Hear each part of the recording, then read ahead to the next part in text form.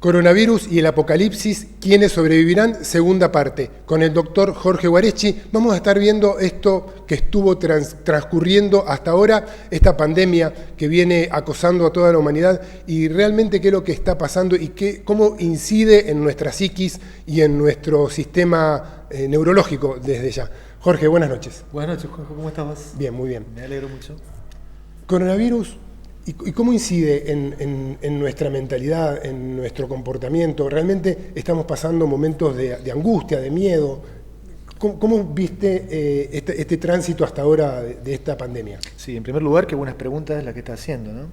Esto tocando el tema de los dos temas clásicos, ¿no? Y más sobresalientes, que son el tema del miedo y la patologización que se hizo del miedo. Siempre cuando hablamos de miedo decimos que es una emoción básica positiva porque nos permite sobrevivir. Es decir, lo terrible del miedo es cuando se lo potentiza y terminamos con un terror, un pánico, con un horror, con un pánico que nos paraliza, ¿no? O la persona, o si no el otro extremo, la persona que no tiene absolutamente nada de miedo pasa a ser temerarios, que realmente viven muy poco, ¿no? Claro.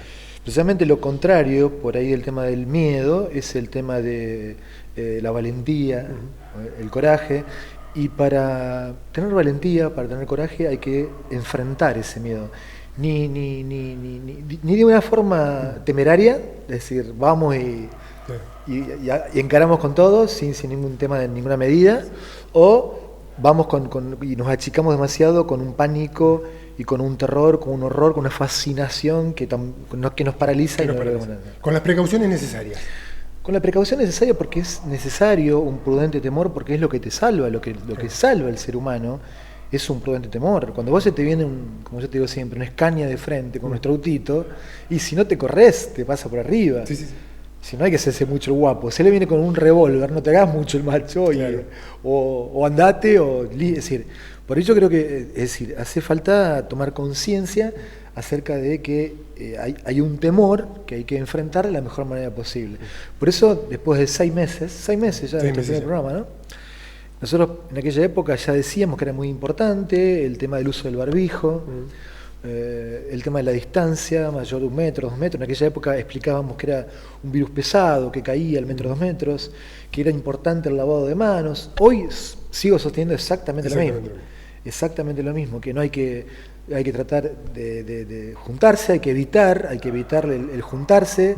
No entiendo estas medidas que se le permite a la gente encontrarse en bares. No entiendo estas medidas que se le permite a la gente encontrarse en las plazas, a tomar cervezas. Pero tampoco entiendo estas medidas donde dice, bueno, salió a caminar a las 8, a las 9, a las 10 de la noche caminar, claro. y no había nadie. Claro. ¿Sí? O no tiene contacto con otra gente cercana. Exactamente. Entonces por ahí, ojo con esto, es decir, tenemos que ser un poquito coherentes, ¿sí? Y un poco flexibles también con las medidas. Una cosa es, bueno, el prudente temor, me cuido, tomo conciencia, tengo que tomar las precauciones necesarias con el barbijo, con el lavado de manos. Ahora vos sabés que yo tenía una especie cuando era joven de TOC con la limpieza. ¿Quieres lavarte las manos? 15, 20 minutos de guerra. Sí. Hoy me curé viendo la locura que está la gente, ¿no? Ajá. Entonces por ahí, bueno, pero hace falta el tema del lavado de manos, vos fíjate que las manos son el elemento número 1 contaminante, ¿no? Entonces por ahí es fundamental el tema del lavado de manos, es fundamental el tema del barbijo, y es fundamental el tema de la distancia de 1,5 metros, 2 metros, fundamental el tema del no juntarse, por lo menos por ahora. No compartir el mate. No compartir utensilios. Un vaso, sencillo. Exactamente. Ahora, también hay que saber que hay medidas, o estas medidas, llamadas de aislamiento social, finamente denominadas cuarentena, estas medidas de encierro obligatorio, finamente llamado confinamiento, el tema de la inmovilidad, el tema de la incomunicación, que van a generar problemas muy importantes y muy significativos. Es decir, la gente en este momento está consumiendo mucho más alcohol, hay mucho mayor consumo de alcohol, y ni hablar si vos de pronto salías de la calle o ves conocidos y ya sabés cómo eran antes, y gente que ha aumentado mucho de peso. Es decir, esto no ha sido gratuito. Banal. Si casi todo el mundo, el 75% de la gente tiene mayor peso. Tienen entre 5 y 10 kilos de más el 75% de la gente. esto no va a ser algo... Que es netamente emocional, el sobrepeso es una cuestión pura y exclusivamente emocional. Que yo creo que ya hemos hecho un programa, me parece, sobre sobrepeso y cuestiones emocionales, y es netamente emocional. Es decir, el tema de la ansiedad oral, las preocupaciones excesivas, el conflicto diagnóstico, de decir, bueno, prendo la televisión y esta enfermedad me va a matar, o no sé, o todo es muerte y qué sé yo, y obviamente voy a estar en un estado de estrés, un estado de alerta que voy a estar sobredimensionando al tema del que yo te digo, el platillo de la balanza donde está el virus, ¿no? ¿Sí? Entonces, obviamente eso me va a dejar un estrés permanente, voy a estar con una ansiedad desbordante que obviamente me va a llevar a o aplacar esa ansiedad, esas angustias con alcohol o comiendo más en exceso, ¿no? O también el virus lo que ha puesto de manifiesto qué tipo de vinculaciones y qué tipo de relaciones estamos teniendo los seres humanos en cuanto a convivencia entre nosotros, ¿no? Esto es muy importante, cómo se ha desnudado todo esto, ¿no? En realidad, ¿qué es lo que nos enferma? Bien. Nos enferma el tema de sobredimensionar al tema del platillo del virus, al tema de decir, bueno, hay que darle su justa medida. Es un virus, por ejemplo, muy contagioso, pero muy, muy contagioso, de muy fácil transmisión, ¿sí? pero excesivamente fácil. Por eso yo creo que no se va a poder parar, el tema de las infecciones comunitarias. Lamentablemente, esto lo digo, ojalá me equivoque, pero yo creo sinceramente que estamos como subdiagnosticados en cuanto a por lo menos los casos diagnosticados, ¿no? Y para mí estamos como sobrediagnosticados en el tema de las muertes, pero esto no es banal o superficial, ¿no? Esto de ir más para arriba con el tema de las muertes es como generar un poco de terror, un poco de pánico, manejar a la gente, ¿no? Aislarla más todavía, encerrarla más todavía, inmovilizarla, incomunicarla. Y lo que enferma es esto. Cuando hablamos de incomunicación, por ejemplo, la comunicación humana, si me preguntas a mí, bueno, ¿por qué el ser humano es un humano? ¿Qué es lo que hace humano? ¿Qué es lo que nos caracteriza con las otras especies animales? Claro. Es el deseo férreo, la voluntad inquebrantable de comunicarle a otro ser humano qué es lo que vos sentís, qué es lo que vos te pasa, qué es lo que vos te preocupa, qué es lo que vos te das pánico. Y como decimos en el campo, si ese entripado te queda adentro, vos decís, bueno, tengo COVID y me queda adentro y no puedo hablar con nadie, seguramente eso me va a generar un conflicto diagnóstico terrible, porque ese miedo prudente se va a transformar en terror, horror o pánico. Y me va a ser un desastre total. Yo creo que te he contado el cuento de la peste allá por allá en 1300 en Europa. La peste vino a buscar tanta gente, me llevé 10 veces más por el tema del miedo, ¿no? Es decir, venía a buscar tanta gente, me llevé 10 veces más por el tema por el mismo miedo. Exacto. El miedo potenciado. Sí, como que se ha utilizado el tema del temor, esa emoción básica, universal que tenemos los seres humanos, se lo ha potenciado a tal punto que se lo ha manejado para generarnos pánico, terror y parálisis. Esto es terrible, ¿no? El quinto punto, como yo te decía. Los otros 4, el aislamiento social. Obviamente que el aislamiento social no es conveniente. Sí, el aislamiento social va a tener una consecuencia. Pero vos fíjate que vos me decís, Jorge, pero me estás siendo contradictorio, porque hace un rato me decías que por ahí no hay que juntarse en bares, en plazas, decir, claro. Y sí, pero si siempre hay que poner en la balanza costos y beneficios. Claro. Por ahí un poco de aislamiento, un poco de no contacto, sí, ahora, va a tener consecuencias graves. Por eso el tema de salir del aislamiento social, por ejemplo, con el tema de las redes. Sí. Y además de eso, comunicarte con gente que valga la pena. Claro. Pues si vos te comunicás con gente que tiene más pánico que vos, más terror que vos, y chau. Claro. Es un cóctel mortal. ¿Sí? Aislamiento social. Encierro obligatorio. El encierro, finalmente llamado confinamiento. El encierro obligatorio está bien, pero vos dentro de tu casa da todos los pasos que puedas dar. Me refiero a paso físico. Sí. Caminar, moverse. Todo lo que puedas. Si yo vivo en un departamentito, por ejemplo, y tengo que buscar la manera de moverme dentro del departamento. Inclusive, yo trabajo muchísimo, trabajo como 10 horas por día. Llego a mi departamento, qué sé yo, como a las 10 de la noche, arranco 8 o 9 de la mañana, trabajo 12 horas por día. Llego a las 9 de las 10, salgo y no hay nadie. Entonces me doy el lujo, si viene algún inspector o algo, yo le digo, pero decime a dónde hay alguien, un poco de coherencia. Claro. Te podés salir a caminar o moverte un poco. Exactamente, pero es ahora donde no hay nadie. ¿Sí? Entonces hay que buscarle un poco la vuelta y buscarle la forma. Incluso ¿no? en YouTube hay muchas actividades en las cuales puedes hacer y le guste a la gente, yoga, zumba, actividades más aeróbicas, que para moverse en casa y aprovechar estar en casa y ese tiempo a lo mejor para hacer actividad física que podemos encontrar gratuitamente en internet. Así es, así es. Y yo creo que es muy útil hoy más que nunca. Hoy es muy Viste útil. que por ahí las redes por eso son cuestionadas, pero bueno, si te acordás, bueno, con Juanjo hace muchos años que nos conocemos y hace 25 años teníamos un programa juntos, Juanjo estaba del otro lado, en controles, y hacíamos en la puerta del tercer milenio, ya hace casi un siglo de esto, ¿no? Llegando al 2000, año 98. ¿Te acordás? Exactamente. ¿Vos te acordás que en esa época ya hacíamos programas vinculados al tema del aislamiento, el tema del encierro, y el tema de la paradoja o la contradicción en un mundo hiperglobalizado, ¿sí? En una aldea global, intercomunicados, y donde reinaba paradójicamente o contradictoriamente la relación directa, la comunicación directa entre los seres humanos. ¿Sí? Hoy por hoy sigue estando haciendo lo mismo. Sí, exactamente lo mismo. Lo que pasa es que el virus ha como profundizado esta distancia de lo que veníamos haciendo programas de televisión que veníamos haciendo hace 25 años atrás, ¿no? Incluso hay una entrevista que habla Facundo Manes, que él trabajó en esa investigación, donde desde muy chico fueron haciéndole seguimiento a cierta cantidad de personas, en las cuales en su adultez, después algunos fueron artistas, políticos, gente que terminó en situación de calle, gente trabajadora, empleados, y a lo largo de su vida vieron quiénes eran más felices y qué es lo que lo hacía feliz. Y lo que lo hacía feliz no era ni la plata, ni el éxito, ni la fama, ni el dinero, lo que lo hacía feliz era quienes tenían mejor ámbito social. Somos seres sociales y quienes tuvieron mejor ámbito de amigos, familia, mejor contactos con los seres queridos, fueron los más felices.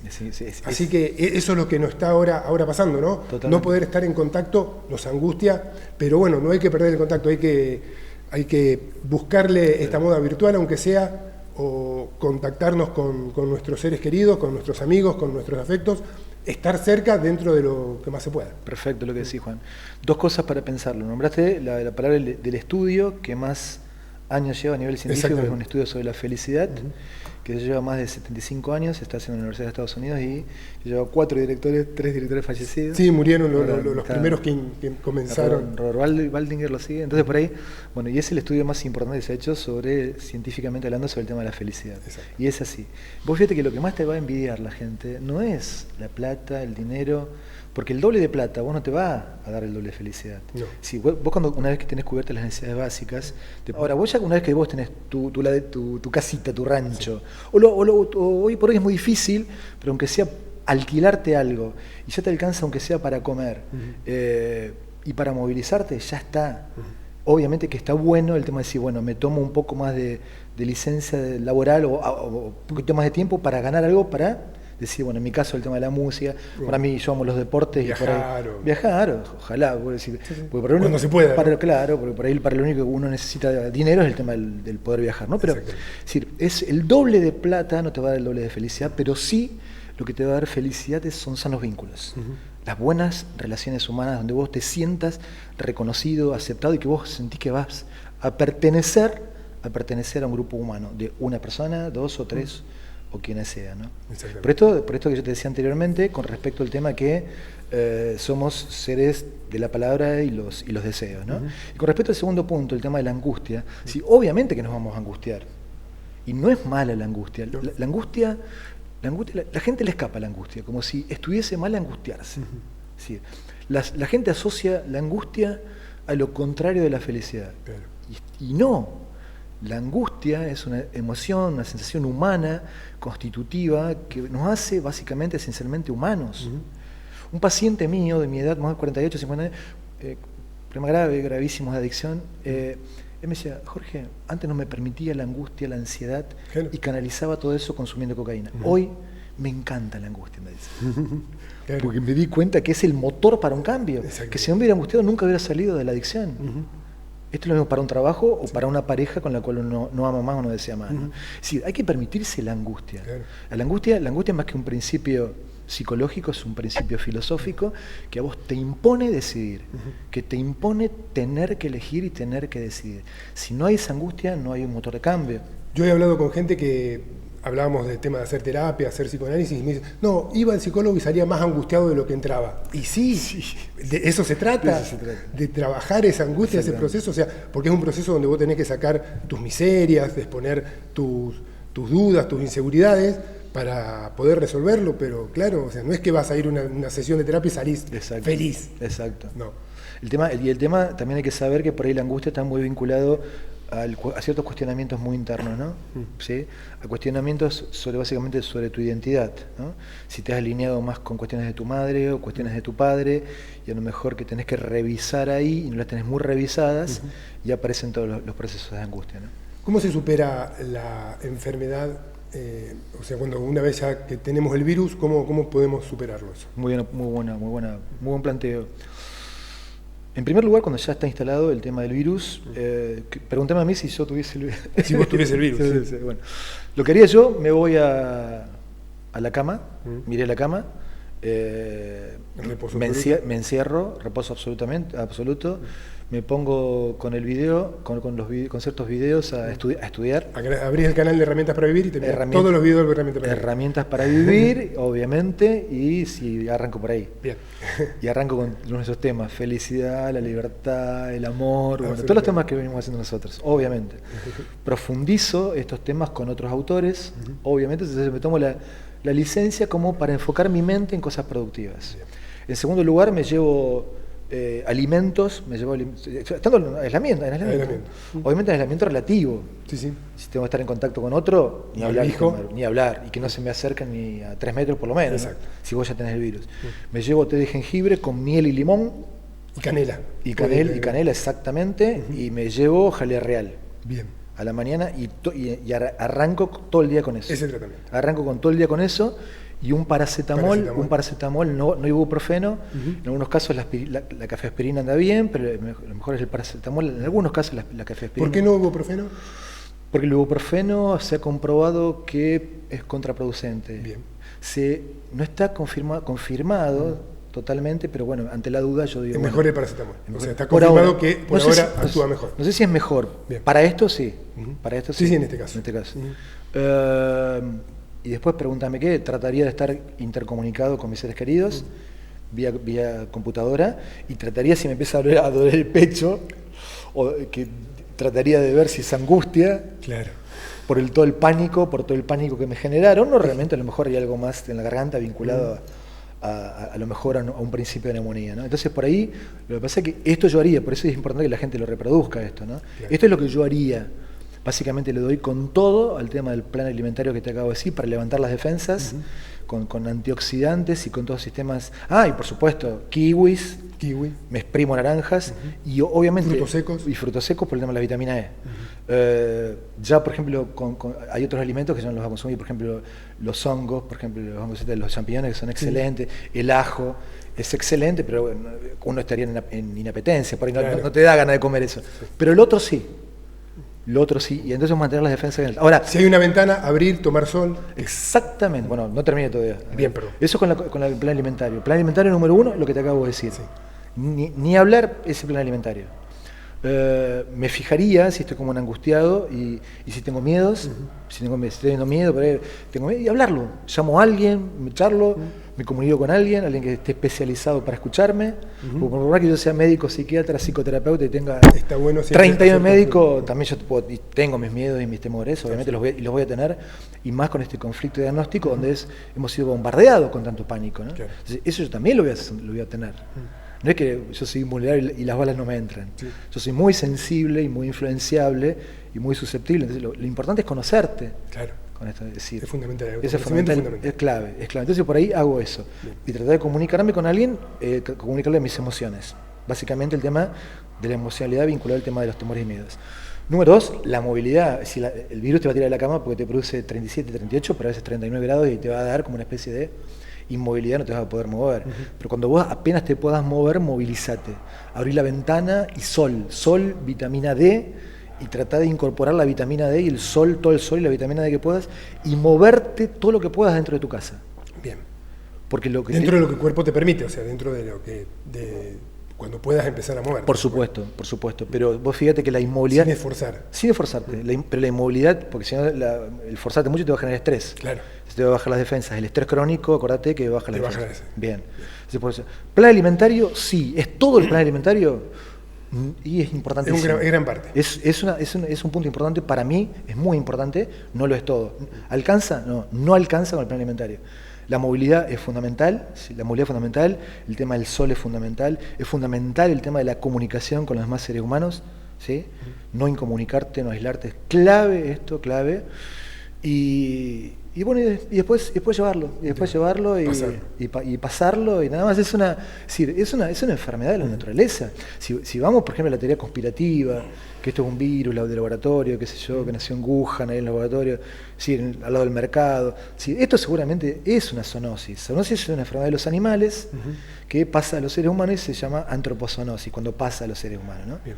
Pero yo creo que es una enfermedad, como pasa con la naturaleza en general, que hay que enfrentarlo. Lo que pasa es que también hay que saber que hay factores de riesgo que hay que cuidar mucho, y a esa gente hay que cuidar mucho. A la gente que tiene factores de riesgo, problemas cardiovasculares, pulmonares importantes, gente que tiene problemas renales o hepáticos, hipertensión arterial, diabetes, miastenia gravis. El otro día una compañera nuestra con miastenia gravis la pasó muy mal, pero con plasma se recuperó. Mirá qué bueno. Así que fue muy interesante. Sí, por suerte, bueno, le mandamos un abrazo fuerte a Roxana, y que ya está en recuperación. Y bueno, obviamente la gente que tiene cáncer o todo lo que sea enfermedades inmunosupresoras, ¿no? A esa gente hay que cuidar más que a nadie, y a la gente que tiene obviamente más de 65 años, ¿no? Exacto. Vos hablabas de cómo sería el tratamiento si tenía fiebre, si tenía síntomas. ¿Hay una enfermedad asintomática? ¿Qué significa? Puede ser que es una enfermedad, porque estamos hablando de presencia del virus y sin generar síntomas. ¿Existe una enfermedad asintomática? Qué buena pregunta. Eso se llama oxímoron.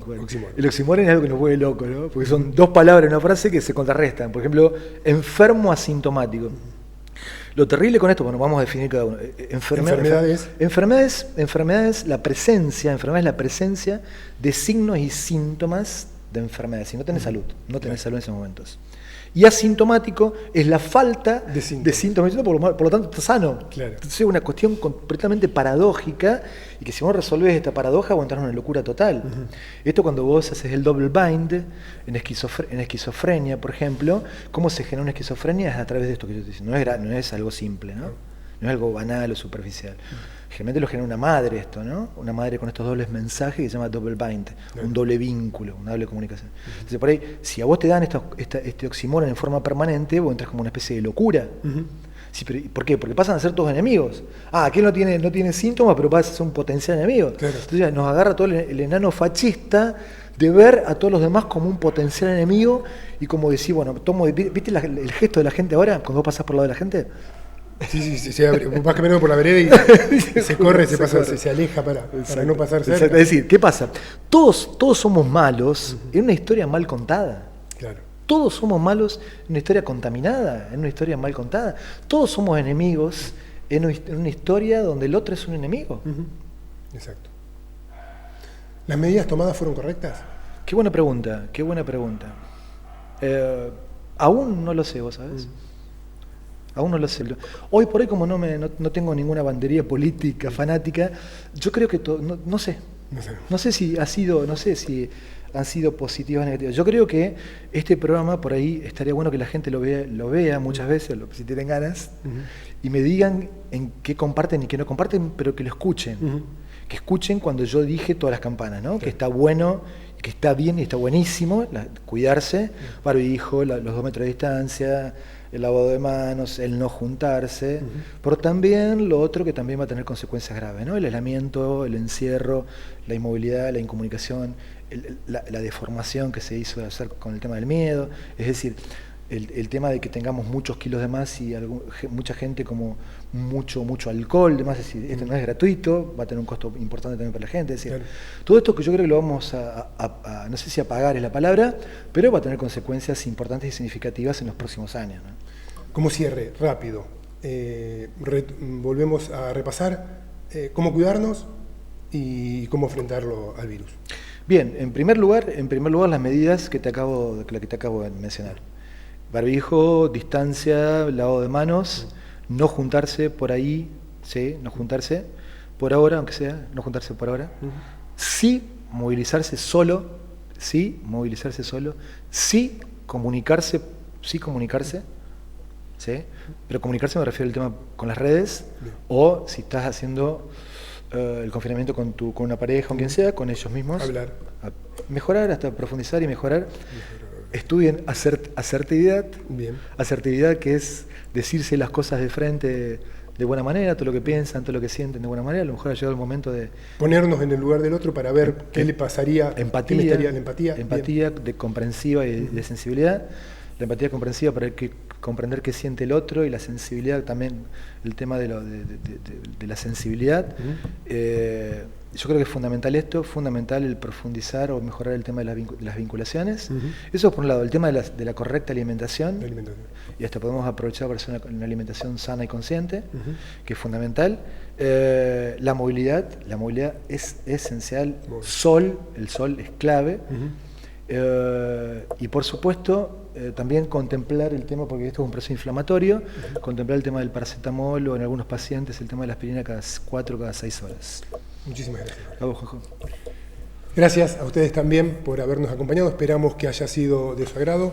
Tengan en cuenta cuidarnos y cuidar al otro también, es fundamental. Estar en contacto por las redes, con la distancia necesaria, con quienes convivimos, bueno, mantener el afecto, que eso siga y que nos siga acompañando y que perdure.